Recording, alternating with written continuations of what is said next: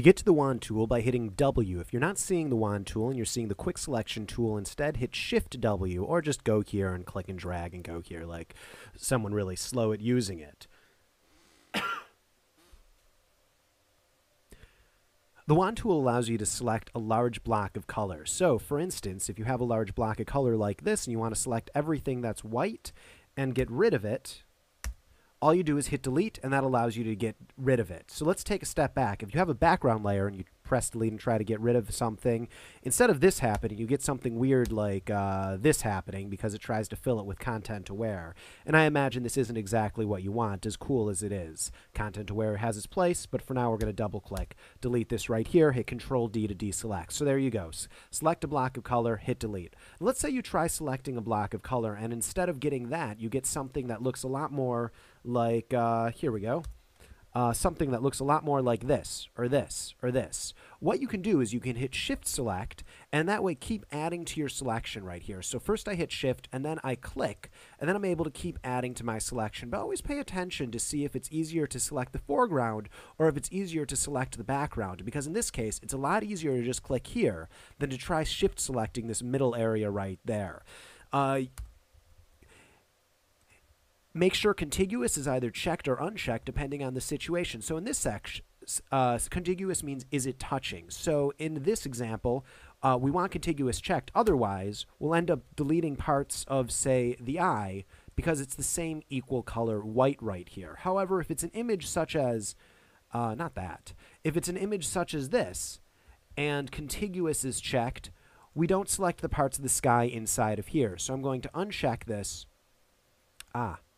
And there we go. We get all the parts of the sky like this. Now, let's say that you go to select this, and what happens is something along the lines of this. In other words, way too much is selected. What you need to adjust there is the tolerance. What the tolerance does is it looks at the exact pixel that you selected. So in this case, let's zoom in a little bit. So in this case, the exact pixel color is, let's say it's this blue right here.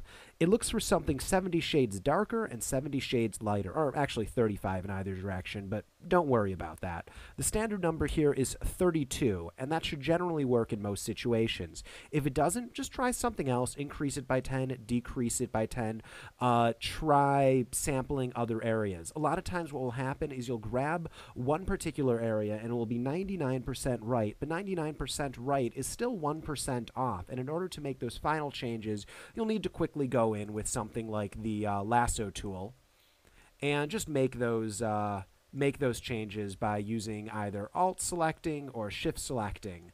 But getting back to the wand tool, because that's what we're talking about here, you generally always leave anti-alias on. You generally leave it to point sample, although in a case like this, an 11 by 11 average would probably work a little bit better. Sample all layers is up to you if you want to do it on this layer or another layer, and those are the options. One last thing that I want to show you, though. Don't try using it with something like this because you'll end up getting a pretty lousy selection. That's really when the Quick Selection tool comes in order. The Quick Select tool.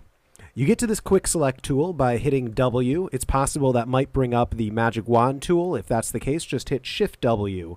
The way that the Quick Select tool works is you drag it across a similar area of color, and it selects what you want to. Now make sure you're on the right layer, otherwise this is going to happen. So I'm just going to hit Control Z and then zoom across and get it working how I want. If you want to increase the size of this tool, use the square bracket key. And in order to decrease the size of this tool, use the other square bracket key. So let's say I want to go up in this head right here. I can just hit spacebar to zoom around the screen. There we go. And move up here like this. Now, unlike all of the other selection tools, you don't need to hit Shift to add. It does that by default. However, if you go a little bit too far, such as is happening, let's say down here, if you hold down Alt, you can subtract a certain area from the selection by using Quick Select. So there you go right there. Other things that you can do right here, you can sample all layers. You can change the brush size right here, though really the size is the only thing you'll generally have to worry about. Hardness and spacing don't affect this much. Auto enhance is just a way of, having the computer take longer to process. Try it on, try it off. That is the Quick Select tool. Once you're done making your selection, though, be it with the wand tool, be it with the Quick Selection, be it with the lasso tool, the last step you want to do is go to Refine Edge. And there's a lot of great options here, but it's not a tool, so I'm not going to cover it.